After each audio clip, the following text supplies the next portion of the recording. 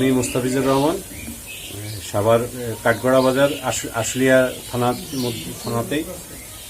আমি কমার্শিয়ালি গত 20 বছর ফার্ম করি। এর আগে পারিবারিকভাবে তো ছিলই, কমার্শিয়ালি গত 20 বছর। এবং আমার ফার্মে যতগুলো গাভী দেখছেন বা সব কিন্তু আমার ইন হাউস গরু, মানে আমি গরু নিজের পালের থেকে তৈরি করি। এবং লাস্ট গরু কিনেছি গত 12 বছর, সম্ভবত 12 বছর আগে।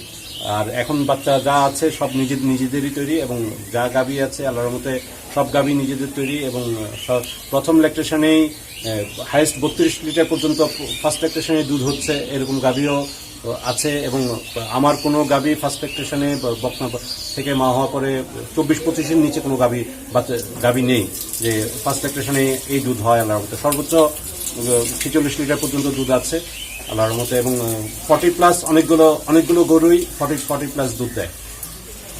আপনার বাচ্চা যেটা ষাঁড় বাচ্চা হয়, সে বাচ্চাটা আপনি কি করেন? ষাঁড় বাচ্চাগুলো নর্মালি আমার তো আপনি জায়গা দেখবেন, জায়গা একেবারেই অল্প জায়গার মধ্যে একটা বাড়ি আমার ইয়ের সাথেই করি। ষাঁড় বাচ্চাগুলো বিক্রি করে ফেলি। 2 মাস বয়স থাকতেই সব লোকজন এসে নিয়ে যায় এবং বাজার মূল্য ভালোই পাই।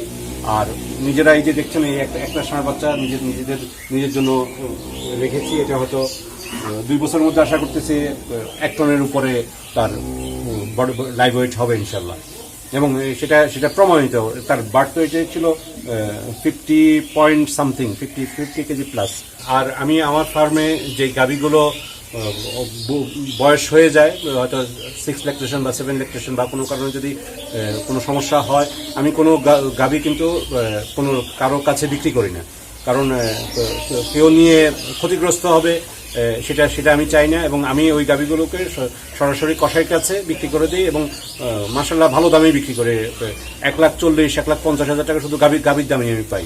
1,80,000 টাকা পর্যন্ত গাভী বিক্রি করেছি শুধু কসাইয়ের কাছে। কসাই নিয়ে তো এখান থেকে প্রফিট করতে পারে। আর একজন মানুষকে আমি কেন ঠকাতে যাব? আমার যেই গরু আমার চলবে না, সেটা আরেকজনের কিভাবে চলবে? কসাইকে যে গাভীটা দেন সেটাতে আনুমানিক গোশতের দর কি দরে? আমি কসাইকে গাভী হিসেব করে 18,000 টাকা মন হিসেব করে দিয়ে দেই। লাইভ ওয়েট হিসেব করে তার একটা পার্সেন্টেজ 54% হিসেব করে তাকে 18,000 টাকা মন তুমি আমাকে সে 18,000 টাকা মন হিসেবে নিয়ে যায়, বিক্রি করে 20,000-22,000 টাকা মন সে বিক্রি করে। এখানেও তার হয়তো কিছু ভালোই প্রফিট থাকে, না হলে সে রেগুলার আমার থেকে নেবে কেন? যদি কখনোই গরু রিজেক্ট হয় তাকে শুধু খবর দিলে সে এসে নিয়ে যায়।